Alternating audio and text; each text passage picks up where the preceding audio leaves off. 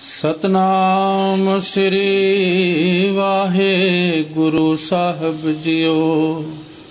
गौड़ी कबीर जी। नगन फिरत जाओ पाया जोग, बन का मिर्ग मुक्त सब होग। क्या नांगे क्या बादे चाम, जब नहीं चीनस आत्म राम। रहाओ मूंड मुंडाए जो सिद्ध पाई, मुक्ति पेट ना गया काई। बिंद राख जो तरिय पाई, खुश रह क्यों ना परम गत पाई। कहो कबीर सुनो नर पाई, राम नाम बिन किन गत पाई। कहो कबीर सुनो नर पाई, राम नाम बिन किन गत पाई। नगन फिरत जो पाया जोग, बन का मिर्ग मुक्त सब होग। वाहिगुरु जी का खालसा, वाहिगुरु जी की फतेह। परम सन्मानयोग सतगुरु महाराज दी साजी नवाजी होई। गुरु खालसा सत संगत जियो। आप संगतां वडभागी हो। वडभागी हर संगत पावै है, भागहीन परम चोटां खावै है। बिन भागां सतसंग न लभै, बिन संगत मैल परीजा जियो। सतसंगत दीआं घड़ियां, सतगुरु दे दर्शन दीदारे, गुरु चरनां विच जुड़ बैठण दा सुभाग, सतगुरु दी पावन अमृत रूप बाणी, कीर्तन कथा सुनन दा शुभ अवसर वड्डियां भागां दी निशानी है। आप संगतां गुरबाणी दी लड़ीवार कथा सरवण कर रहे हो। चल रही लड़ीवार गुरबाणी दी कथा गौड़ी राग दी भगत बाणी विच चल रही है। भगतां विचों श्रोमणी भगत भगत कबीर जी होए हन, जिन्हां ते अकाल पुरख वाहिगुरु दी अपार बख्शिश सी और उन्हां दा अनुभव इन्ना व्यापक सी और इन्ने हाजर जवाब सन। बड़े बड़े विद्वान, बड़े बड़े पेखां दे साधु, वड्डे वड्डे पंडित, बहुत वड्डे वड्डे आलम फाजल, काजी ते मौलवी आके भी मूँह विच उंगलियां पा लैंदे सन। भगत कबीर जी दी ऐसी अकट दलील दे सामने सब नूं सिर झुकाउणा पैंदा सी। हुण भगत कबीर जी इस शब्द दे अंदर जिहड़े लोग ये समझदे सन कि जिहड़ा मनुख कोई विशेष भेख नूं धारण करदा है, उहनूं ही मुक्ति प्राप्त हो सकदी है। उहदे मुकाबले ते दूसरा ये भी एक ख्याल प्रचलित सी, जिहड़ा मनुख सारे भेखां नूं उतार दिंदा है, अपना शरीर ਅਲਪ ਨਗਨ ਬਣਾ ਲੈਂਦਾ ਹੈ, ਲੋਕਾਂ ਦੀ ਸ਼ਰਮ ਹਜਾ ਤਿਆਗ ਦਿੰਦਾ ਹੈ, ਉਹਨੂੰ ਪਰਮੇਸ਼ਰ ਮਿਲਦਾ ਹੈ। ਇਹ ਦੋ ਕਿਸਮ ਦੀ ਵਿਚਾਰਧਾਰਾ ਸੀ। ਇੱਕ ਤਾਂ ਭੇਖੀ ਲੋਕ ਭੇਖ ਧਾਰਨ ਕਰਕੇ ਮੁਕਤੀ ਪ੍ਰਾਪਤ ਕਰਨ ਦਾ ਯਤਨ ਕਰਦੇ ਸਨ, ਦੂਸਰੇ ਉਹ ਵੀ ਨਾਂਗੇ ਲੋਕ ਸਨ ਜਿਹੜੇ ਸਭ ਤਰ੍ਹਾਂ ਦੇ ਵਸਤਰ ਉਤਾਰ ਕੇ ਨਗਨ ਹੋ ਕੇ ਲੋਕ ਲੱਜਿਆ ਦਾ ਪੂਰਨ ਤਿਆਗ ਕਰਕੇ ਮੁਕਤੀ ਦੀ ਭਾਲ ਕਰ ਰਹੇ ਸਨ। ਪਰ ਭਗਤ ਕਬੀਰ ਜੀ ਨੇ ਉਹਨਾਂ ਦੋਹਾਂ ਨੂੰ ਆਪਣੇ ਮੱਦੇ ਨਜ਼ਰ ਰੱਖਦਿਆਂ ਹੋਇਆਂ ਇਸ ਪਾਵਨ ਪਵਿੱਤਰ ਸ਼ਬਦ ਦੇ ਅੰਦਰ ਅਸਲੀ ਜੋ ਮੁਕਤੀ ਦਾ ਵਸੀਲਾ ਹੈ ਉਹ ਹੈ ਆਤਮਾ ਤੇ ਪ੍ਰਮਾਤਮਾ ਦੀ ਪਛਾਣ।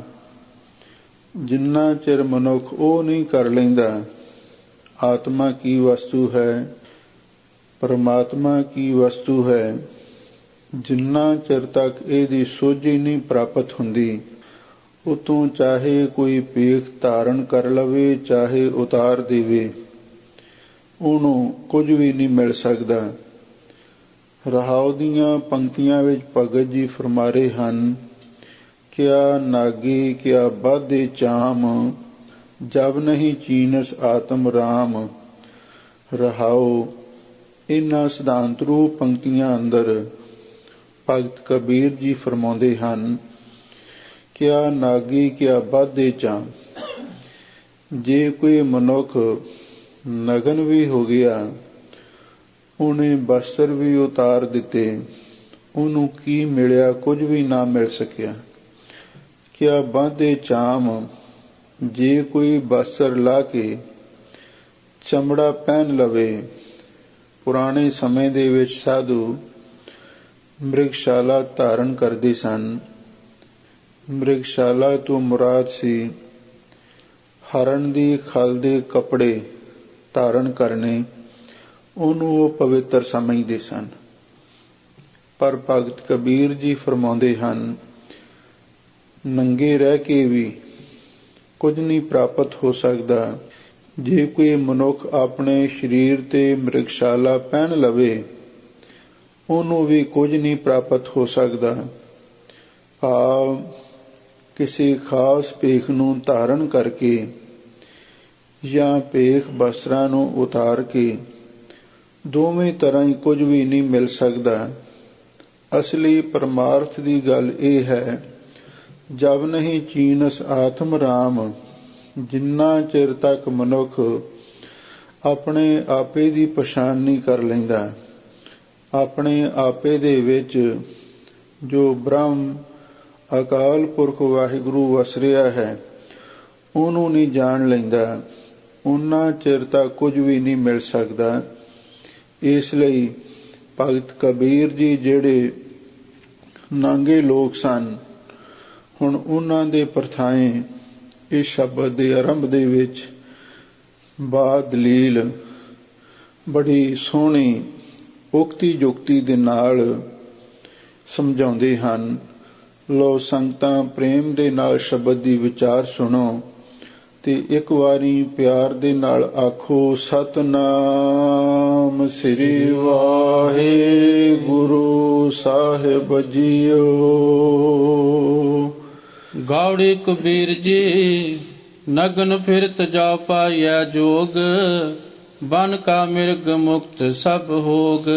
ਲੋ ਗੌੜੀ ਰਾਗ ਵਿੱਚ ਭਗਤ ਕਬੀਰ ਜੀ ਫਰਮਾਉਂਦੇ ਹਨ ਕਿ ਇਹ ਸਾਧੂ ਲੋਕੋ, ਇਹ ਖਾਸ ਕਰਕੇ ਜਿਹੜੇ ਨਾਂਗੇ ਸਾਧੂ ਹਨ, ਭਾਵੇਂ ਉਹਨਾਂ ਦੀ ਗਿਣਤੀ ਬਹੁਤ ਘੱਟ ਹੈ, ਪਰ ਖਾਸ ਸਮਿਆਂ ਤੇ ਜਿਵੇਂ ਕੋਈ ਕੁੰਭ ਦਾ ਮੇਲਾ ਹੋਵੇ, ਉਸ ਸਮੇਂ ਉਹਨਾਂ ਦੇ ਦਰਸ਼ਨ ਹੁੰਦੇ ਹਨ। ਪਰ ਭਗਤ ਕਬੀਰ ਜੀ ਉਸ ਦਾ ਖੰਡਨ ਕਰ ਰਹੇ ਹਨ। ਨਗਨ ਫਿਰਤ ਜੋ ਪਾਈਐ ਜੋਗ। ਜੋਗ ਦਾ ਅਰਥ ਹੈ ਵਾਹਿਗੁਰੂ ਦਾ ਮਿਲਾਪ। ਨਗਨ ਫਿਰਤ ਜੋ ਪਾਈਐ ਜੋਗ, ਜੇ ਨੰਗੇ ਫਿਰਨ ਦੇ ਨਾਲ ਹੀ ਯੋਗ ਪ੍ਰਾਪਤ ਹੋ ਸਕਦਾ ਹੈ ਭਾਵ ਵਾਹਿਗੁਰੂ ਦਾ ਮਿਲਾਪ ਹੋ ਸਕਦਾ ਹੈ। ਬਨਕਾ ਮਿਰਗ ਮੁਕਤ ਸਭ ਹੋ। ਆ ਜੰਗਲ ਦੇ ਵਿੱਚ ਹਰਨ ਰਹਿੰਦੇ ਨੇ, ਹੋਰ ਅਨੇਕਾਂ ਪੰਛੀ ਜਾਨਵਰ ਰਹਿੰਦੇ ਹਨ, ਉਹ ਵੀ ਤਾਂ ਸਾਰੇ ਨਗਨ ਹੀ ਹੁੰਦੇ ਹਨ। ਜੇ ਨੰਗੇ ਫਿਰਨ ਦੇ ਨਾਲ ਹੀ ਪਰਮੇਸ਼ਰ ਦਾ ਮਿਲਾਪ ਹੋ ਸਕਦਾ ਹੋਵੇ ਤੇ ਇਸ ਬਣ ਦਾ ਮਿਰਗ ਵੀ, ਜੰਗਲ ਦੇ ਵਿੱਚ ਰਹਿਣ ਵਾਲੇ ਹੋਰ ਪਸ਼ੂ ਪੰਛੀ ਵੀ ਸਾਰੇ ਮੁਕਤ ਹੋ ਜਾਣੇ ਚਾਹੀਦੇ ਹਨ। ਕਿਆ ਨਾਗੈ ਕਿਆ ਬਾਧੇ ਚਾਮ, ਜਬ ਨਹੀਂ ਚੀਨਸ ਆਤਮ ਰਾਮ। ਲੋ ਭਗਤ ਕਬੀਰ ਜੀ ਫਰਮਾਉਂਦੇ ਨੇ, ਇਹ ਰਹਾਉ ਨਾਲ ਹੀ ਬੋਲ ਦੇਣਾ, ਪਿਛਲੀਆਂ ਪੰਕਤੀਆਂ ਨਾਲ ਇਹਦਾ ਸੰਬੰਧ ਹੁੰਦਾ ਹੈ। ਕਿਆ ਨਾਗੇ ਕਿਆ ਬਾਧੇ ਚਾਮ, ਜਬ ਨਹੀਂ ਚੀਨਸ ਆਤਮ ਰਾਮ। ਰਹਾਉ ਇਹਨਾਂ ਸਿਧਾਂਤ ਰੂਪ ਪੰਕਤੀਆਂ ਵਿੱਚ ਭਗਤ ਕਬੀਰ ਜੀ ਫਰਮਾਉਂਦੇ ਹਨ, ਕੋਈ ਮਨੁੱਖ ਨਗਨ ਹੋ ਜਾਵੇ ਤੇ ਚਾਹੇ ਕੋਈ ਮਿਰਗਸ਼ਾਲਾ ਬੰਨ ਲਵੇ, ਭਾਵ ਖਾਸ ਕਿਸਮ ਦਾ ਕੋਈ ਭੇਖ ਧਾਰਨ ਕਰ ਲਵੇ, ਉਹਨਾਂ ਨੂੰ ਦੋਹਾਂ ਨੂੰ ਕੁਝ ਨਹੀਂ ਮਿਲ ਸਕਦਾ। ਨਾ ਨੰਗੇ ਰਹਿ ਕੇ ਕੁਝ ਮਿਲਦਾ ਹੈ, ਨਾ ਚਮੜਾ ਬੰਨਣ ਦੇ ਨਾਲ ਕੋਈ ਖਾਸ ਭੇਖ ਧਾਰਨ ਕਰਕੇ ਹੀ ਮਿਲਦਾ ਹੈ। ਜਬ ਨਹੀਂ ਚੀਨਸ ਆਤਮ ਰਾਮ, ਜਿੰਨਾ ਚਿਰ ਤੱਕ ਮਨੁੱਖ ਆਪਣੇ ਆਪੇ ਦੀ ਪਛਾਣ ਨਹੀਂ ਕਰ ਲੈਂਦਾ, ਜਿੰਨਾ ਚਿਰ ਤੱਕ ਉਸ ਪਰਮਾਤਮਾ ਦਾ ਭੇਤ ਨਹੀਂ ਹਾਸਲ ਕਰ ਲੈਂਦਾ, ਉਨਾ ਚਿਰ ਤੱਕ ਭੇਖ ਧਾਰਨ ਕਰਕੇ ਵੀ ਤੇ ਭੇਖ ਨੂੰ ਉਤਾਰ ਕੇ ਵੀ ਕੁਝ ਨਹੀਂ ਮਿਲ ਸਕਦਾ। ਮੂੰਡ ਮੁੰਡਾਏ ਜੋ ਸਿੱਧ ਪਾਈ, ਮੁਕਤੀ ਭੇਡ ਨਾ ਗਈਆ ਕਾਈ। ਲੋ ਪੁਰਾਣੇ ਸਾਧੂਆਂ ਦੇ ਮਨ ਦੇ ਵਿੱਚ ਇੱਕ ਹੋਰ ਵੀ ਐਸਾ ਰਿਵਾਜ ਪ੍ਰਚਲਿਤ ਸੀ ਵੀ ਜਿਹੜਾ ਮਨੁੱਖ ਮੂੰਹ ਸਿਰ ਮਨਾ ਦੇਵੇ, ਕਹਿੰਦੇ ਇਹ ਹੁਣ ਪਰਮਹੰਸ ਦੀ ਪਦਵੀ ਨੂੰ ਪ੍ਰਾਪਤ ਕਰ ਗਿਆ ਹੈ, ਹੁਣ ਇਹਨੂੰ ਮੁਕਤੀ ਮਿਲ ਜਾਵੇਗੀ। ਭਗਤ ਕਬੀਰ ਜੀ ਆਪ ਸਾਬਤ ਸੂਰਤ ਦੇ ਧਾਰਨੀ ਸਨ ਤੇ ਉਹਨਾਂ ਨੇ ਇਸ ਚੀਜ਼ ਦਾ ਵੀ ਬਾਦਲੀਲ ਖੰਡਨ ਕੀਤਾ ਹੈ। ਮੂੰਡ ਮੁੰਡਾਏ ਜੋ ਸਿੱਧ ਪਾਈ। ਮੂੰਡ ਦਾ ਅਰਥ ਹੈ ਸਿਰ। ਜਿਵੇਂ ਆਮ ਅਕਸਰ ਆ ਜਿੰਨੇ ਵੀ ਪੁਰਾਣੇ ਹਿੰਦੂ ਸਾਧੂ ਸਨ, ਆਚਾਰੀਆ ਸਨ, ਉਹ ਸਿਰ ਮੂੰਹ ਮਨਾ ਕੇ ਰੱਖਦੇ ਸਨ। ਪਰ ਇਸ ਤੋਂ ਪਹਿਲਾਂ ਵੱਲ ਜਦੋਂ ਇਤਿਹਾਸ ਵੱਲ ਨਜ਼ਰ ਮਾਰ ਕੇ ਦੇਖਦੇ ਹਾਂ, ਪੁਰਾਣੇ ਰਿਸ਼ੀ ਮੁਨੀ ਪੀਰ ਪੈਗੰਬਰ ਸਾਰੇ ਹੀ ਜਟਾ ਜੂਟ ਸਨ, ਸਾਬਤ ਸੂਰਤ ਦੇ ਧਾਰਨੀ ਸਨ।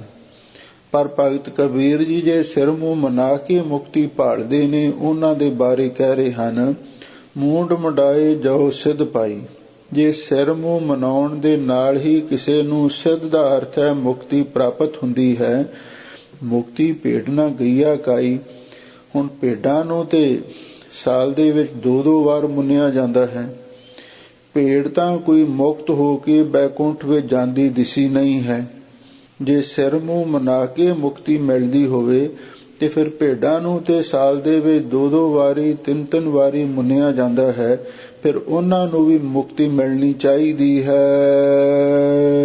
ਬਿੰਦ ਰੱਖ ਜੋ ਤਰੀਐ ਪਾਈ, ਖੁਸਰੈ ਕਿਉਂ ਨਾ ਪਰਮਗਤ ਪਾਈ। ਲੋਕ ਕੁਝ ਸਾਧੂਆਂ ਦੇ ਮਨ ਦੇ ਵਿੱਚ ਇਹ ਵੀ ਖਿਆਲ ਪ੍ਰਚਲਿਤ ਸੀ ਵੀ ਗ੍ਰਸਤੀ ਹੋ ਕੇ ਮੁਕਤੀ ਨਹੀਂ ਮਿਲ ਸਕਦੀ, ਬ੍ਰਹਮਚਰਜ ਰੱਖ ਕੇ ਹੀ ਮੁਕਤੀ ਮਿਲਦੀ ਹੈ। ਭਗਤ ਕਬੀਰ ਜੀ ਆਪ ਗ੍ਰਸਤੀ ਸਨ। ਸਿੱਖ ਧਰਮ ਦਾ ਸਿਧਾਂਤ ਵੀ ਸਗਲ ਧਰਮ ਹੈ ਗ੍ਰਸਤ ਪ੍ਰਧਾਨ ਹੈ। ਗ੍ਰਸਤ ਨੂੰ ਪ੍ਰਧਾਨਤਾ ਦਿੱਤੀ ਗਈ ਹੈ। ਪਰ ਜਿਹੜੇ ਲੋਕ ਬ੍ਰਹਮਚਰਜ ਰੱਖ ਕੇ ਮੁਕਤੀ ਭਾਲਦੇ ਨੇ, ਉਹਨਾਂ ਦੇ ਪ੍ਰਥਾਏ ਭਗਤ ਕਬੀਰ ਜੀ ਬੜਾ ਸੋਹਣਾ ਕਟਾਕਸ਼ ਕਰ ਰਹੇ ਹਨ। ਬਿੰਦ ਰਾਖ ਜੋ ਤਰੀਐ ਪਾਈ। ਇਹ ਪਾਈ ਜੇ ਬਿੰਦ ਰੱਖ ਕੇ ਬ੍ਰਹਮਚਰਜ ਰੱਖ ਕੇ ਜੇ ਭਾਵ ਸਾਗਰ ਤੋਂ ਪਾਰ ਹੋਈਦਾ ਹੋਵੇ, ਭਾਵ ਜੇ ਕੋਈ ਬ੍ਰਹਮਚਰਜ ਰੱਖ ਕੇ ਭਾਵ ਸਾਗਰ ਤੋਂ ਪਾਰ ਹੁੰਦਾ ਹੋਵੇ, ਖੁਸਰੇ ਕਿਉਂ ਨਾ ਪਰਮਗਤ ਪਾਈ। ਆ ਜਿਹੜੇ ਖੁਸਰੇ ਲੋਕ ਨੇ, ਹਿਜੜੇ ਨੇ, ਇਹ ਵੀ ਤਾਂ ਅਕਸਰ ਬਿੰਦ ਤੋਂ ਰਹਿਤ ਹੀ ਹੁੰਦੇ ਨੇ, ਇਹ ਤਾਂ ਪੂਰਨ ਬ੍ਰਹਮਚਾਰੀ ਹੁੰਦੇ ਨੇ। ਫਿਰ ਇਹਨਾਂ ਨੂੰ ਪਰਮਗਤੀ ਕੇਵਲ ਮੁਕਤੀ ਕਿਉਂ ਨਹੀਂ ਪ੍ਰਾਪਤ ਹੋਈ। ਭਾਵ ਕੇਵਲ ਬ੍ਰਹਮਚਰਜ ਰੱਖਣ ਦੇ ਨਾਲ ਕਿਸੇ ਨੂੰ ਮੁਕਤੀ ਨਹੀਂ ਮਿਲ ਸਕਦੀ, ਕਿਸੇ ਨੂੰ ਰੱਬ ਨਹੀਂ ਮਿਲ ਸਕਦਾ। ਜੇ ਬਿੰਦ ਰੱਖ ਕੇ ਬ੍ਰਹਮਚਰਜ ਰੱਖ ਕੇ ਹੀ ਮੁਕਤੀ ਮਿਲਦੀ ਹੋਵੇ, ਫਿਰ ਖੁਸਰਿਆਂ ਨੇ ਪਰਮ ਗਤੀ ਕਿਉਂ ਨਾ ਪ੍ਰਾਪਤ ਕਰ ਲਈ। ਫਿਰ ਮਹਾਰਾਜ ਸਾਨੂੰ ਕਿਰਪਾ ਕਰਕੇ ਇਹ ਤਾਂ ਦੱਸੋ ਮੁਕਤੀ ਮਿਲਦੀ ਕਿਵੇਂ ਹੈ। ਕਹੋ ਕਬੀਰ ਸੁਨੋ ਨਰ ਪਾਈ, RAM ਨਾਮ ਬਿਨ ਕਿਨ ਗਤ ਪਾਈ। ਲੋ ਭਗਤ ਕਬੀਰ ਜੀ ਫਰਮਾਉਂਦੇ ਨੇ, ਸੁਨੋ ਨਰ ਭਾਈ, ਇਹ ਦੁਨੀਆ ਦੇ ਲੋਗੋ ਤੇ ਸਾਡੇ ਭਰਾਵੋ ਕੰਨ ਖੋਲ ਕੇ ਸੁਣੋ, ਧਿਆਨ ਦੇ ਨਾਲ ਸੁਣੋ। RAM ਨਾਮ ਬਿਨ ਕਿਨ ਗਤ ਪਾਈ। ਅਕਾਲ ਪੁਰਖ ਵਾਹਿਗੁਰੂ ਦੇ ਨਾਮ ਤੋਂ ਬਿਨਾ ਦੱਸੋ ਕਿਸ ਨੇ ਮੁਕਤੀ ਪ੍ਰਾਪਤ ਕੀਤੀ ਹੈ? ਕਿਸੇ ਨੇ ਵੀ ਨਹੀਂ। ਭਗਤ ਕਬੀਰ ਜੀ ਨੇ ਭੇਖਵਾਦ ਦਾ ਵੀ ਖੰਡਨ ਕੀਤਾ ਹੈ, ਭੇਖ ਦੇ ਤਿਆਗ ਦਾ ਵੀ ਖੰਡਨ ਕਰ ਦਿੱਤਾ, ਸਿਰ ਮੂੰਹ ਮਨਾਉਣ ਦਾ ਵੀ ਬਾਦ ਦਲੀਲ ਖੰਡਨ ਕੀਤਾ ਹੈ। ਜਿਹੜਾ ਕੇਵਲ ਬ੍ਰਹਮਚਰਜ ਹੈ ਉਹਨੂੰ ਰੱਖਣ ਦਾ ਵੀ ਭਗਤ ਕਬੀਰ ਜੀ ਨੇ ਬਾਦ ਦਲੀਲ ਖੰਡਨ ਕੀਤਾ ਹੈ। ਅਸਲੀ ਜਿਹੜੀ ਮੁਕਤੀ ਹੈ ਉਹ ਵਾਹਿਗੁਰੂ ਦੇ ਨਾਮ ਦੇ ਨਾਲ ਪ੍ਰਾਪਤ ਹੁੰਦੀ ਹੈ।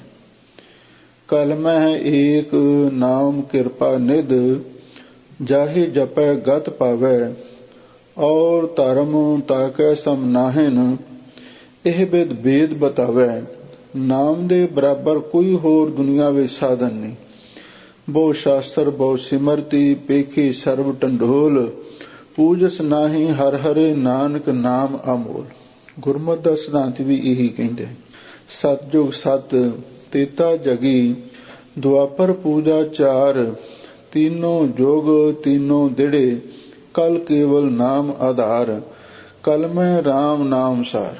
ਕਲਯੁਗ ਦੇ ਵਿੱਚ ਤਾਂ ਨਾਮ ਦੁਆਰਾ ਹੀ ਮੁਕਤੀ ਮਿਲਦੀ ਹੈ। ਇਸੇ ਲਈ ਭਗਤ ਕਬੀਰ ਜੀ ਕਹਿੰਦੇ ਨੇ, ਹੋਰ ਵਹਿਮਾਂ ਭਰਮਾਂ ਦੇ ਵਿੱਚ ਪੈਣ ਦੀ ਲੋੜ ਨਹੀਂ। ਜੇ ਕਿਸੇ ਨੇ ਮੁਕਤੀ ਪ੍ਰਾਪਤ ਕਰਨੀ ਹੈ ਤੇ ਵਾਹਿਗੁਰੂ ਦੇ ਨਾਮ ਦੇ ਨਾਲ ਜੁੜੋ। ਨਾਮ ਤੋਂ ਬਿਨਾਂ ਕਿਸੇ ਨੂੰ ਮੁਕਤੀ ਨਹੀਂ ਮਿਲ ਸਕਦੀ। ਇਸ ਲਈ ਨਾਮ ਹੀ ਅਸਲੀ ਮੁਕਤੀ ਦਾਤਾ ਹੈ।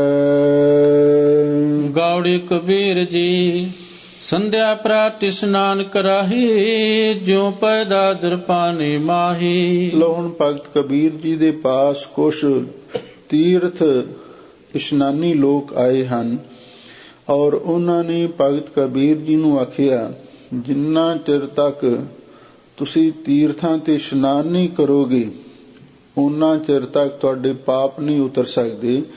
ਜਿੰਨਾ ਚਿਰ ਪਾਪ ਨਹੀਂ ਉਤਰਦੇ ਉਹਨਾਂ ਚਿਰ ਤੱਕ ਮੁਕਤੀ ਨਹੀਂ ਮਿਲ ਸਕਦੀ। ਪਰ ਭਗਤ ਕਬੀਰ ਜੀ ਜਿਹੜੇ ਤੀਰਥਾਂ ਦੇ ਪ੍ਰੇਮੀ ਨੇ ਉਹਨਾਂ ਨੂੰ ਵੀ ਵਾਹਿਗੁਰੂ ਦੇ ਨਾਮ ਦੇ ਨਾਲ ਜੋੜਨ ਦਾ ਉਪਦੇਸ਼ ਦਿੰਦੇ ਹਨ। ਰਹਾਉ ਦੀਆਂ ਪੰਕਤੀਆਂ ਹਨ, ਜੋ ਪੈ RAM ਨਾਮ ਰਤ ਨਾਹੀ, ਤੇ ਸਭ ਧਰਮ ਰਾਏ ਕੈ ਜਾਹੀ। ਰਹਾਉ ਇਹਨਾਂ ਸਿਧਾਂਤ ਰੂਪ ਪੰਕਤੀਆਂ ਵਿੱਚ ਭਗਤ ਜੀ ਫਰਮਾਉਂਦੇ ਹਨ, ਗੁਰਮੁਖੋ ਚਾਹੇ ਕੋਈ ਕਿੰਨਾ ਵੀ ਤੀਰਥਾਂ ਤੇ ਨਾ ਲਵੇ, ਪਰ ਜੇ ਅਕਾਲ ਪੁਰਖ ਵਾਹਿਗੁਰੂ ਦੇ ਨਾਮ ਦੇ ਨਾਲ ਪ੍ਰੀਤੀ ਨਹੀਂ ਹੈ ਤੇ ਉਹਨਾਂ ਸਾਰਿਆਂ ਨੂੰ ਧਰਮਰਾਜ ਦੀ ਕਚਹਿਰੀ ਵਿੱਚ ਹੀ ਜਾਣਾ ਪਵੇਗਾ। ਭਾਵ ਉਹਨਾਂ ਦਾ ਲੇਖਾ ਧਰਮਰਾਜ ਦੇ ਪਾਸ ਜ਼ਰੂਰ ਹੋਵੇਗਾ। ਦੂਸਰੇ ਪਾਸੇ ਜਿਹੜੇ ਮਨੁੱਖ ਅਕਾਲ ਪੁਰਖ ਵਾਹਿਗੁਰੂ ਦਾ ਨਾਮ ਜਪਦੇ ਹਨ, ਦੂਰ ਰਹੀ ਉਹ ਜਨ ਤੇ ਬਾਟ, ਜਮ ਤੇ ਰਾਖੈ ਦੇ ਕਰ ਹਾਥ, ਫਿਰ ਉਹ ਰਸਤਾ ਬਦਲ ਕੇ ਸਿੱਧੇ ਸੱਚਖੰਡ ਵਿੱਚ ਪਹੁੰਚ ਜਾਂਦੇ ਨੇ। ਇਸੇ ਲਈ ਭਗਤ ਕਬੀਰ ਜੀ ਜਿਹੜੇ ਤੀਰਥਾਂ ਦੇ ਪ੍ਰੇਮੀ ਨੇ ਉਹਨਾਂ ਨੂੰ ਇਹ ਗੱਲ ਸਮਝਾਉਂਦੇ ਨੇ, ਤੀਰਥ ਨਾਵਣ ਜਾਓ, ਤੀਰਥ ਨਾਮ ਹੈ। ਸਭ ਤੋਂ ਵੱਡਾ ਤੀਰਥ ਭਾਈ ਅਕਾਲ ਪੁਰਖ ਵਾਹਿਗੁਰੂ ਦਾ ਨਾਮ ਹੈ। ਜੇ ਤੁਹਾਡੀ ਨਾਮ ਦੇ ਨਾਲ ਪ੍ਰੀਤੀ ਨਹੀਂ ਹੈ ਤੇ ਫਿਰ ਤੁਹਾਨੂੰ ਧਰਮਰਾਜ ਦੀ ਕਚਹਿਰੀ ਵਿੱਚ ਪੇਸ਼ ਹੋਣਾ ਪਵੇਗਾ। ਤੁਹਾਡੇ ਕਰਮਾਂ ਦਾ ਲੇਖਾ ਜੋਖਾ ਰੱਬੀ ਦਰਗਾਹ ਵਿੱਚ ਹੋਵੇਗਾ। ਜੇ ਤੁਸੀਂ ਵਾਹਿਗੁਰੂ ਦੇ ਨਾਮ ਦੀ ਟੇਕ ਲੈ ਲਈ ਫਿਰ ਸਿੱਧੇ ਸੱਚਖੰਡ ਵਿੱਚ ਜਾ ਸਕਦੇ ਹੋ। ਲੋ ਹੁਣ ਆਰੰਭ ਤੋਂ ਭਗਤ ਕਬੀਰ ਜੀ ਫਰਮਾਉਂਦੇ ਨੇ, ਸੰਧਿਆ ਪ੍ਰਾਤ ਇਸ਼ਨਾਨ ਕਰਾਹੀ। ਕਈ ਐਸੇ ਕਰਮਕਾਂਡੀ ਲੋਕ ਹਨ। ਸੰਧਿਆ ਪ੍ਰਾਤ, ਸੰਧਿਆ ਦਾ ਅਰਥ ਹੈ ਸੁਬਹ, ਸੰਧਿਆ ਦਾ ਅਰਥ ਹੈ ਸ਼ਾਮ, ਪ੍ਰਾਤ ਦਾ ਅਰਥ ਹੈ ਸੁਬਹ। ਕਈ ਲੋਕ ਸੁਬਹ ਤੇ ਸ਼ਾਮ ਦੋਨੋਂ ਵਕਤ ਇਸ਼ਨਾਨ ਕਰਦੇ ਨੇ। ਖਾਸ ਕਰਕੇ ਜਿਹੜੇ ਕਰਮਕਾਂਡੀ ਲੋਕ ਹਨ ਉਹ ਸਵੇਰੇ ਵੀ ਨਹਾਉਂਦੇ ਨੇ ਤੇ ਸ਼ਾਮ ਨੂੰ ਵੀ ਇਸ਼ਨਾਨ ਕਰਦੇ ਹਨ। ਪਰ ਭਗਤ ਜੀ ਕਹਿੰਦੇ ਨੇ ਉਹਨਾਂ ਦੀ ਹਾਲਤ ਕਿਸ ਤਰ੍ਹਾਂ ਦੀ ਹੈ, ਜਿਉਂ ਪਏ ਦਾਦਰ ਪਾਣੀ ਮਾਹੀ। ਦਾਦਰ ਦਾ ਅਰਥ ਹੈ ਡੱਡੂ। ਜਿਵੇਂ ਡੱਡੂ ਪਾਣੀ ਵਿੱਚ ਹੀ ਹਮੇਸ਼ਾ ਲਈ ਇਸ਼ਨਾਨ ਕਰਦੇ ਹਨ। ਬਹੁਤੇ ਲੋਕ ਨਹਾਉਣ ਦਾ ਹੀ ਵੱਡਾ ਪੁੰਨ ਸਮਝਦੇ ਹਨ। ਜੋ ਪੈ ਰਾਮ ਰਾਮ ਰਤਨਾਹੀ, ਤੇ ਸਭ ਧਰਮ ਰਾਏ ਕਹਿ ਜਾਹੀ। ਪਰ ਭਗਤ ਜੀ ਕਹਿੰਦੇ ਨੇ ਜੇ ਕੱਲਾ ਇਸ਼ਨਾਨ ਹੀ ਕਰਦੇ ਰਹੇ ਤੇ ਵਾਹਿਗੁਰੂ ਦਾ ਨਾਮ ਨਾ ਜਪਿਆ ਤੇ ਗੱਲ ਨਹੀਂ ਬਣੇਗੀ। ਜੇ ਵਾਹਿਗੁਰੂ ਦੇ ਨਾਮ ਦੇ ਨਾਲ ਪ੍ਰੀਤੀ ਨਹੀਂ ਹੈ ਤੇ ਯਾਦ ਰੱਖੋ ਸਾਰਿਆਂ ਨੂੰ ਧਰਮਰਾਜ ਦੇ ਪਾਸ ਹੀ ਜਾਣਾ ਪਵੇਗਾ, ਭਾਵ ਉੱਥੇ ਜਾ ਕੇ ਕਰਮਾਂ ਦਾ ਲਿਖਾ ਦੇਣਾ ਪਵੇਗਾ। ਕਾਇਆ ਰਤ ਬਹੁ ਰੂਪ ਰਚਾਹੀ, ਤਿਨ ਕੋ ਦਇਆ ਸੁਪਨੈ ਪੇ ਨਾਹੀ। ਰਹਾਉ ਵਿਸਰਾਮ ਦੇ ਕੇ ਭਗਤ ਜੀ ਅੱਗੇ ਫਰਮਾਉਂਦੇ ਹਨ, ਬਹੁਤ ਸਾਰੇ ਲੋਕ ਇਹੋ ਜਿਹੇ ਨੇ ਕਾਇਆ ਰਤ, ਉਹਨਾਂ ਦੀ ਕਾਇਆ ਦੇਹ ਨਾਲ ਪ੍ਰੀਤੀ ਹੁੰਦੀ ਹੈ ਤੇ ਦੇਹ ਨਾਲ ਪ੍ਰੀਤੀ ਕਰਕੇ ਬਹੁ ਰੂਪ ਰਚਾਈ, ਬਹੁਤੇ ਰੂਪ ਰਚਾਉਂਦੇ ਨੇ।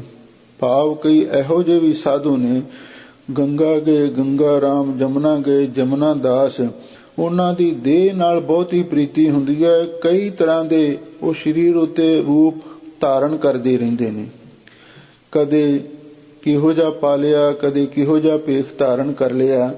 ਤਿਨ ਕੋ ਦਇਆ ਸੁਪਨਾ ਪੀ ਨਾਹੀ। ਪਰ ਭਗਤ ਜੀ ਕਹਿੰਦੇ ਨੇ ਵੀ ਅਸਲੀ ਜਿਹੜਾ ਧਰਮ ਦੀ ਮਾਂ ਦਇਆ ਹੈ, ਤਿਨ ਕੋ ਦਇਆ ਸੁਪਨਾ ਪੀ ਨਾਹੀ। ਤੇ ਜਿਹੜੀ ਦਇਆ ਹੈ ਸੁਪਨੇ ਮਾਤਰ ਵੀ ਕਦੇ ਉਹਨਾਂ ਦੇ ਅੰਦਰ ਪੈਦਾ ਨਹੀਂ ਹੁੰਦੀ। ਜਿਹੜੇ ਪਖੰਡੀ ਲੋਕ ਨੇ, ਭੇਖੀ ਲੋਕ ਨੇ, ਉਹਨਾਂ ਦਾ ਆਪਣੀ ਦੇਹ ਨਾਲ ਮੋਹ ਹੁੰਦਾ ਹੈ ਤੇ ਬੜੇ ਭੇਖ ਰਚਾਉਂਦੇ ਨੇ, ਪਰ ਹੋਰ ਦੂਸਰੇ ਦੁਖੀਆਂ ਦੇ ਉੱਤੇ ਦਇਆ ਨਹੀਂ ਕਰ ਸਕਦੇ, ਕਿਸੇ ਦੀ ਸੇਵਾ ਨਹੀਂ ਕਰ ਸਕਦੇ, ਕੋਈ ਪੁੰਨ ਦਾਨ ਨਹੀਂ ਕਰ ਸਕਦੇ। ਜਾਂ ਇਹਦਾ ਦੂਜਾ ਭਾਵ ਇਹ ਵੀ ਹੈ, ਕਾਇਆ ਰਤ ਬਹੁ ਰੂਪ ਰਚਾਈ। ਕਈ ਐਸੇ ਵੀ ਦੁਨੀਆ ਦੇ ਵਿੱਚ ਲੋਕ ਨੇ ਕਾਇਆ ਰਤ, ਜਿਨ੍ਹਾਂ ਦੀ ਆਪਣੀ ਦੇਹ ਨਾਲ ਅਥਵਾ ਪਰਾਈ ਦੇਹ ਨਾਲ ਪ੍ਰੀਤੀ ਹੁੰਦੀ ਹੈ। ਬਹੁ ਰੂਪ ਰਚਾਹੀ, ਉਹ ਬਹੁਤ ਤਰ੍ਹਾਂ ਦੇ ਰੂਪ ਰਚਾਉਂਦੇ ਨੇ। ਜਿਸ ਮਨੁੱਖ ਦਾ ਕਿਸੇ ਨਾਲ ਬਾਹਰ ਬਹੁਤਾ ਪ੍ਰੇਮ ਹੋਵੇ, ਉਹ ਕਈ ਤਰ੍ਹਾਂ ਦੇ ਡਰੈਸ ਬਦਲਦਾ ਰਹਿੰਦਾ, ਪੁਸ਼ਾਕਾਂ ਬਦਲਦਾ ਰਹਿੰਦਾ। ਤਿਨ ਕੋ ਦਇਆ ਸੁਪਨਾ ਪੀ ਨਾਹੀ। ਪਰ ਜਿਹੜੇ ਇਹੋ ਜਿਹੇ ਲੋਕ ਨੇ, ਉਹਨਾਂ ਦੇ ਮਨ ਦੇ ਵਿੱਚ ਸੁਪਨੇ ਵਿੱਚ ਵੀ ਦਇਆ ਨਹੀਂ ਆਉਂਦੀ। ਇਹਦਾ ਮਤਲਬ ਇਹ ਹੈ, ਉਹ ਹਮੇਸ਼ਾ ਲਈ ਵਿਕਾਰ ਕਰਦੇ ਹਨ, ਪਾਪ ਕਰਦੇ ਹਨ, ਔਰ ਉਹਨਾਂ ਦੇ ਮਨ ਦੇ ਵਿੱਚ ਭੋਰਾ ਵੀ ਦਇਆ ਨਹੀਂ ਆਉਂਦੀ। ਭਾਵ ਕਿਸੇ ਦਾ ਸਤ ਧਰਮ ਪਾਲਣਾ ਔਰ ਉਹਦੀ ਰੱਖਿਆ ਕਰਨੀ, ਕਿਸੇ ਮਜ਼ਲੂਮ ਤੇ ਅਬਲਾ ਦੀ ਰੱਖਿਆ ਕਰਨੀ, ਇਹ ਦਇਆ ਦਾ ਗੁਣ ਉਹਨਾਂ ਦੇ ਮਨ ਦੇ ਵਿੱਚ ਪੈਦਾ ਹੀ ਨਹੀਂ ਹੁੰਦਾ। ਚਾਰ ਚਰਨ ਕਹੈ ਬਹੁ ਆਗਰ, ਸਾਧੂ ਸੁਖ ਪਾਵਹਿ ਕਲ ਸਾਗਰ।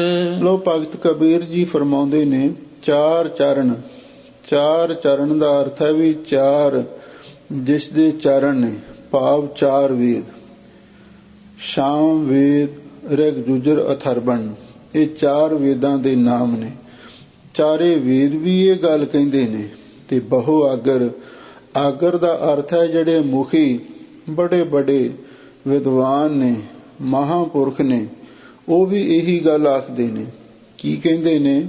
ਸਾਧੂ ਸੁਖ ਪਾਵੇ ਕਲ ਸਾਗਰ।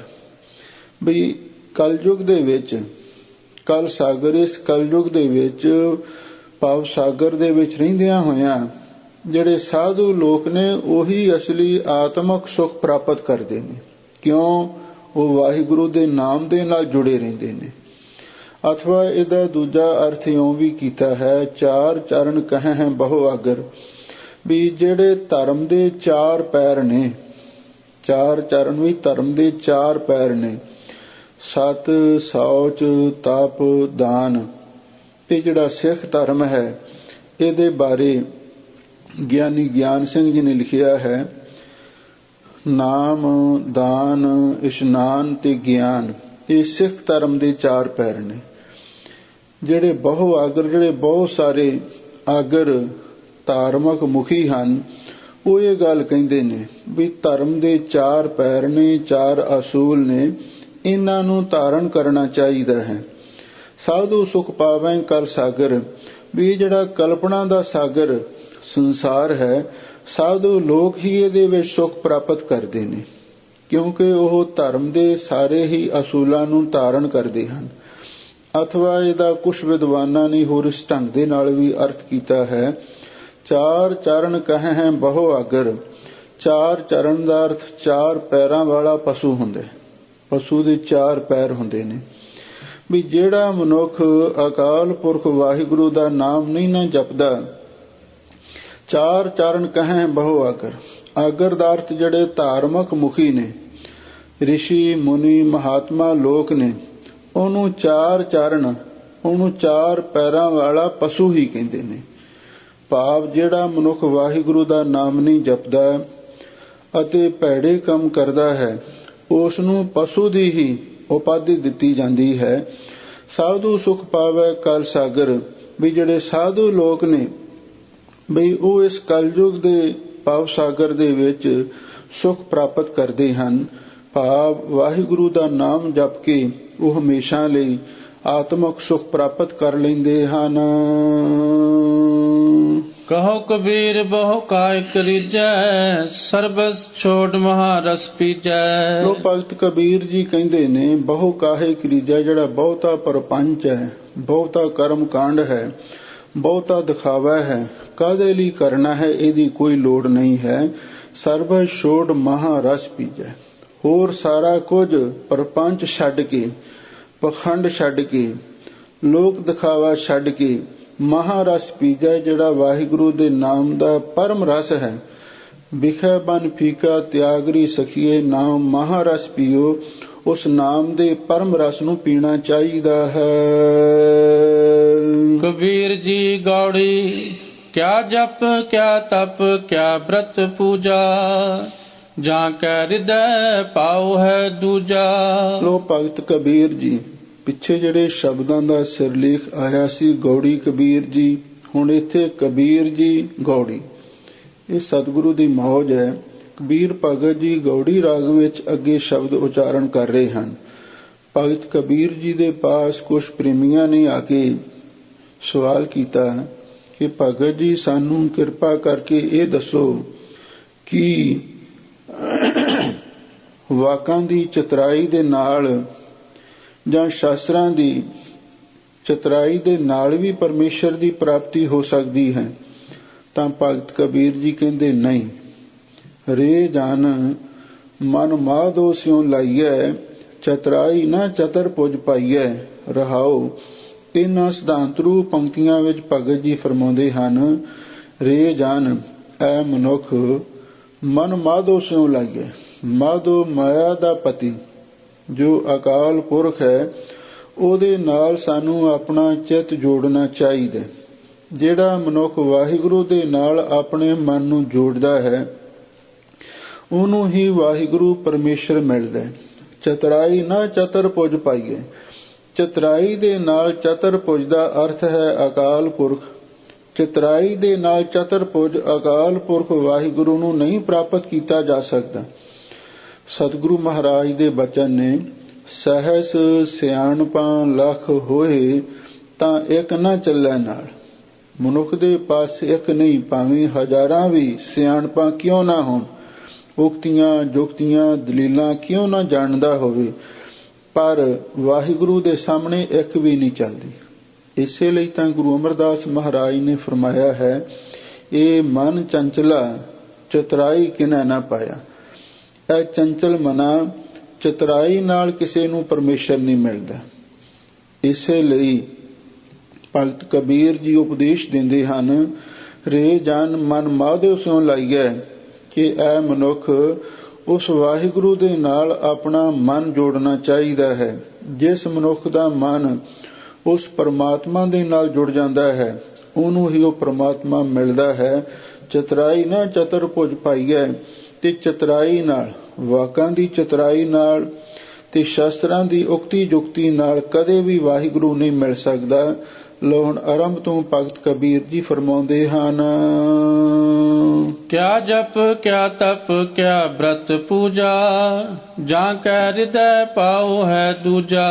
ਲੋ ਭਗਤ ਜੀ ਕਹਿੰਦੇ ਨੇ, ਜਿਸ ਮਨੁੱਖ ਦੇ ਹਿਰਦੇ ਵਿੱਚ ਇੱਕ ਅਕਾਲ ਪੁਰਖ ਵਾਹਿਗੁਰੂ ਨੂੰ ਛੱਡ ਕੇ ਦੂਜਾ ਪਾਉ ਹੋਰ ਦੂਸਰਾ ਪ੍ਰੇਮ ਵਸਿਆ ਹੋਇਆ ਹੈ, ਜਿਸ ਮਨੁੱਖ ਦਾ ਪ੍ਰੇਮ ਉਸ ਇੱਕ ਅਕਾਲ ਪੁਰਖ ਵਾਹਿਗੁਰੂ ਦੇ ਨਾਲ ਨਹੀਂ, ਹੋਰ ਦੁਨਿਆਵੀ ਪਦਾਰਥਾਂ ਦੇ ਵਿੱਚ ਲੱਗਿਆ ਹੋਇਆ ਹੈ, ਕਿਆ ਜਪ, ਕਿਆ ਤਪ, ਕਿਆ ਬ੍ਰਤ ਪੂਜਾ, ਉਹਦਾ ਜਪ ਕੀਤਾ ਹੋਇਆ ਕੀ ਸਵਾਰੇਗਾ? ਕੁਝ ਵੀ ਨਹੀਂ ਸਵਾਰ ਸਕਦਾ। ਉਹਦਾ ਤਪ ਕੀਤਾ ਹੋਇਆ ਵੀ ਕੁਝ ਨਹੀਂ ਸਵਾਰ ਸਕਦਾ। ਕਿਆ ਬ੍ਰਤ ਪੂਜਾ, ਉਹਦਾ ਵਰਤ ਰੱਖਿਆ ਵੀ ਕੁਝ ਨਹੀਂ ਸਵਾਰ ਸਕਦਾ, ਤੇ ਉਹਦੀ ਪੂਜਾ ਕੀਤੀ ਹੋਈ ਵੀ ਉਹਦਾ ਕੁਝ ਨਹੀਂ ਸਵਾਰ ਸਕਦੀ। ਭਾਵ ਜਿਸ ਮਨੁੱਖ ਦੇ ਹਿਰਦੇ ਵਿੱਚ ਦ્વੈਤ ਭਾਵ ਹੈ, ਅਕਾਲ ਪੁਰਖ ਵਾਹਿਗੁਰੂ ਨੂੰ ਛੱਡ ਕੇ ਹੋਰ ਪਾਸੇ ਪ੍ਰੇਮ ਲੱਗਿਆ ਹੋਇਆ ਹੈ, ਉਹ ਜਿੰਨੇ ਮਰਜੀ ਜਪ, ਤਪ, ਵਰਤ, ਪੂਜਾ ਆਦਿਕ ਸਾਧਨ ਕਰ ਲਵੇ, ਪਰ ਉਹਨੂੰ ਕਦੇ ਵੀ ਪਰਮੇਸ਼ਰ ਨਹੀਂ ਮਿਲ ਸਕਦਾ। ਰੇ ਜਨ ਮਨ ਮਾਧਵ ਸਿਉ ਲਾਈਐ, ਚਤੁਰਾਈ ਨਾ ਚਤੁਰ ਪੁਜ ਪਾਈਐ ਰਹਾਉ। ਲੋ ਭਗਤ ਕਬੀਰ ਜੀ ਫਰਮਾਉਂਦੇ ਨੇ ਕਿ ਐ ਮਨੁੱਖ ਜੇ ਪਰਮੇਸ਼ਰ ਨੂੰ ਮਿਲਣਾ ਹੈ ਨਾ, ਫਿਰ ਉਸ ਅਕਾਲ ਪੁਰਖ ਵਾਹਿਗੁਰੂ ਦੇ ਨਾਲ ਆਪਣਾ ਮਨ ਜੋੜ, ਤੇ ਨਾਲ ਇਹ ਵੀ ਗੱਲ ਚੇਤੇ ਰੱਖੀ, ਚਤੁਰਾਈ ਦੇ ਨਾਲ ਉਸ ਚਤੁਰਭੁਜੀ ਅਕਾਲ ਪੁਰਖ ਵਾਹਿਗੁਰੂ ਨੂੰ ਨਹੀਂ ਪ੍ਰਾਪਤ ਕੀਤਾ ਜਾ ਸਕਦਾ। ਹਾਂ, ਉਸ ਵਾਹਿਗੁਰੂ ਪਰਮੇਸ਼ਰ ਨੂੰ ਮਿਲਣ ਦਾ ਸਾਧਨ ਹੈ ਪ੍ਰੇਮ। ਸਾਚ ਕਹੋ ਸੁਣ ਲਿਓ ਸਭੈ, ਜਿਨ ਪ੍ਰੇਮ ਕੀਓ ਤਿਨ ਹੀ ਪ੍ਰਭ ਪਾਇਓ। ਜੇ ਤੁਸੀਂ ਵਾਹਿਗੁਰੂ ਦੇ ਨਾਲ ਪ੍ਰੇਮ ਕਰੋਗੇ, ਤੁਹਾਡਾ ਮਨ ਉਹਦੇ ਨਾਲ ਜੁੜੇਗਾ, ਕਿਉਂਕਿ ਪ੍ਰੇਮ ਹੀ ਇੱਕ ਐਸਾ ਸਾਧਨ ਹੈ ਜੋ ਸਾਡੇ ਮਨ ਨੂੰ ਵਾਹਿਗੁਰੂ ਨਾਲ ਜੋੜ ਸਕਦਾ ਹੈ। ਦੁਨੀਆ ਦੇ ਵਿੱਚ ਵੀ ਤਾਂ ਪ੍ਰੇਮ ਹੀ ਇੱਕ ਸਾਧਨ ਹੈ ਜਿਹੜਾ ਇੱਕ ਦੂਸਰੇ ਨਾਲ ਸਾਨੂੰ ਜੋੜਦਾ ਹੈ। ਜਿੰਨੇ ਵੀ ਸਾਡੇ ਸੰਸਾਰਕ ਸੰਬੰਧ ਨੇ ਉਹ ਪ੍ਰੇਮ ਕਰਕੇ ਹੀ ਹਨ। ਜੇ ਪ੍ਰੇਮ ਨਾ ਹੋਵੇ ਤੇ ਫਿਰ ਉਹ ਸਾਰੇ ਹੀ ਟੁੱਟ ਜਾਂਦੇ ਨੇ। ਇਸੇ ਲਈ ਜਿਹੜਾ ਰੱਬੀ ਪ੍ਰੇਮ ਹੈ, ਉਸ ਵਾਹਿਗੁਰੂ ਦੇ ਨਾਲ ਮਿਲਣ ਦਾ ਸਾਧਨ ਹੈ। ਉਸ ਤੋਂ ਬਿਨਾਂ ਹੋਰ ਕੋਈ ਵੀ ਮਨੁੱਖ ਉਸ ਵਾਹਿਗੁਰੂ ਪਰਮੇਸ਼ਰ ਨੂੰ ਨਹੀਂ ਮਿਲ ਸਕਦਾ। ਇਸੇ ਲਈ ਭਗਤ ਕਬੀਰ ਜੀ ਫਰਮਾਉਂਦੇ ਨੇ ਕਿ ਇਹ ਮਨੁੱਖ ਆਪਣਾ ਮਨ ਉਸ ਵਾਹਿਗੁਰੂ ਪਰਮੇਸ਼ਰ ਦੇ ਨਾਲ ਜੋੜਨਾ ਚਾਹੀਦਾ ਹੈ। ਇਹਦੇ ਨਾਲ ਹੀ ਉਹ ਮਿਲ ਸਕਦਾ ਹੈ। ਹੋਰ ਵਾਕਾਂ ਦੀ ਤੇ ਸ਼ਾਸਤਰਾਂ ਦੀ ਉਕਤੀ ਜੁਗਤੀ ਨਾਲੋਂ ਕਦੇ ਰੱਬ ਨਹੀਂ ਮਿਲ ਸਕਦਾ। ਪਰ ਹਰ ਲੋਭ ਅਰ ਲੋਕਾਚਾਰ, ਪਰ ਹਰ ਕਾਮ ਕ੍ਰੋਧ ਅਹੰਕਾਰ।